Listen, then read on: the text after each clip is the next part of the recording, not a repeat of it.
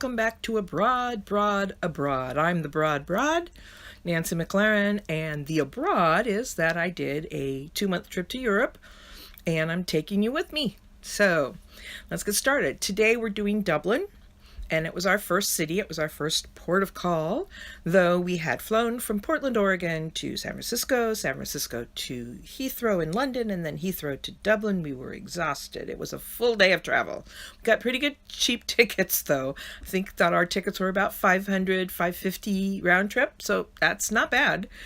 It's just you give up a whole day to go travel. So we poured ourselves into a cab and gave our Airbnb address, which the guy didn't know where it was. And that was kind of a first clue that things were not maybe going to go the way we'd hoped, because it was a lot further out of town than we had expected. And we didn't want to spend a lot of money on cabs. I had thought we would do Ubers, but for some weird reason, for as big a tech place as it is, Ireland, the Republic of Ireland, does not have Uber. When we got up to Northern Ireland, they did. So there you go. Anyway, we got there to our Airbnb eventually, and our hostess wasn't there. It was her teenage daughter, and I really loved teenagers. I was a high school teacher for forever, so I was happy to deal with her. However, she wasn't really very good at hosting because she spoke really quickly. We were really jet lagged. She tried to tell us where the buses were. She didn't write it down. We kind of nodded, yeah. We just wanted to go to bed. So we went to bed. Beautiful room, high ceilings, the cutest little twin, very comfortable. And we slept really well and got up the next morning. No one was there. We couldn't get out. There was the weirdest lock on the front door. And Lena started it first, and she's like, Nancy, I can't get out the front door. And I'm thinking, oh my God, okay, let me do it, because I'm, I don't know, smarter or something. I don't know what I thought. I was going to save the day. I couldn't do it either. I had no idea. So from that moment on, I didn't try to second guess poor Lena. It was just different. We eventually did get out, and we did do a video when we were having lunch, and Lena's going to tell the story about our adventure getting to Dublin. Anyway, to make a long story short, we got to Dublin. I'll say just a couple things about Dublin. It's very pretty. It's not as dirty as you would think. Anyway, to make a long story short, we got to Dublin, and the rest is history. I hope that you come back and see the next video, which will be after this one, which will be Cork, which is really a great place too. All right, on to Dublin. And here we are. Here's the map of Dublin. As you can see, it's right in the middle on the east coast, right on the Irish Sea. I did find Dublin to be a little bit crowded. It is a beautiful city, but it's also a teensy bit crowded. There's a beautiful picture of kind of the downtown.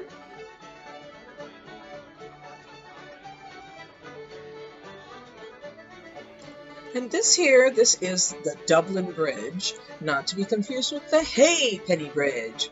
Lots of bridges in Dublin. Now, here is where we made our big mistake. We decided to be tourists, and we went to the Dublin Visitor Center, which is right down on O'Connell Street, right in the middle of all the action.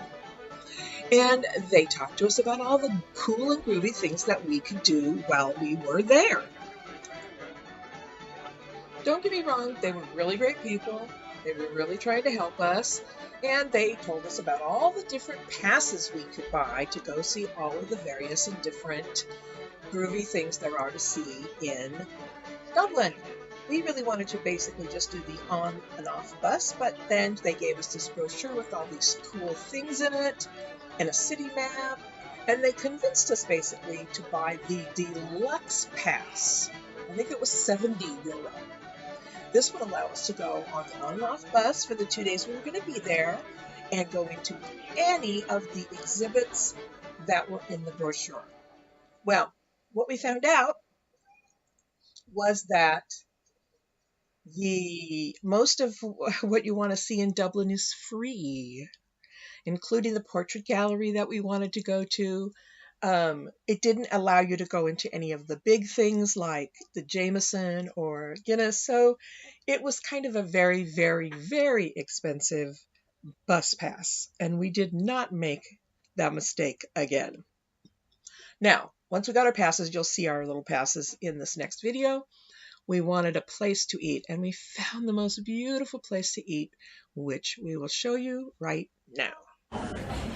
We're in Dublin. We're dealing with eccentricities. We're at this wonderful, let me turn this around. You can see where we are. At this wonderful little cafe. And we're trying to have breakfast right on the main mall in Dublin.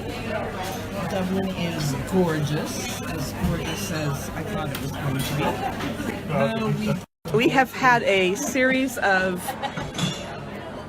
challenges. We found ourselves this morning in our Airbnb with we could have taken a bus, but we didn't have the right change. Tried to call a taxi, the phone didn't work.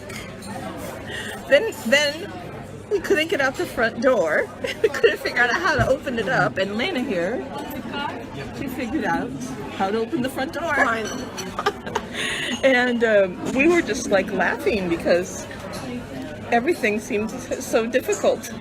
So Lena here, she went so you went next door. Tell the rest of the story. And the lady ordered us a taxi. What's her name again? Debbie or Linda? Linda ordered us a taxi. Yes, I do want to tag her. And we got Graham. Graham was very nice. We talked politics and racism in America, for some reason he brought up, which was very interesting. He had heard that the Irish that lived in America were racists, and I said I didn't know about that because I'm Irish and I'm not racist. And anyway, so we now we got our little passes to go all over Dublin. We got a 2-day pass so we can go see any exhibits we want to see for free on and off the hopper bus. Then we got leap cards, which are to get us on the regular buses. And it is a learning curve, isn't it? But we had a good night's sleep. We had a good night's sleep. But Lena is very upset about the dogs because 2 of the 3 dogs is outside and she didn't think that was very nice, did you? No, they are barking because they want to be in. But so we're learning. By the time we're done, we're going to be world travelers, right? Okay. So that's it. We are having trouble finding Wi-Fi, so I don't know how often we'll be updating, but we'll try. Okay, say bye, Lena. Bye. So it's finally time for Lena and I to hop on our hop-on, hop-off bus here in Dublin and start seeing the sights. First of all, let me say how much we love the hop-on, hop-off bus. So here you go is a map of basically the downtown, and you will see this street, this corner is sort of the busy corner in town. You can see by the circle, that's where we started. And that big line there is O'Connell Street. O'Connell Street is the busiest street. That's somebody O'Connell in that statue. Now, the thing that we found out the most was, I don't know if you can see it, but down O'Connell Street, there's a spire. And the thing about the spire was it became our touchstone. Everywhere we went, you could see the spire.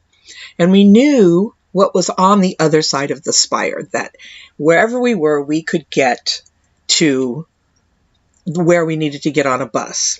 So that's my number one takeaway for you guys is look for the spire on O'Connell Street and it'll get you home.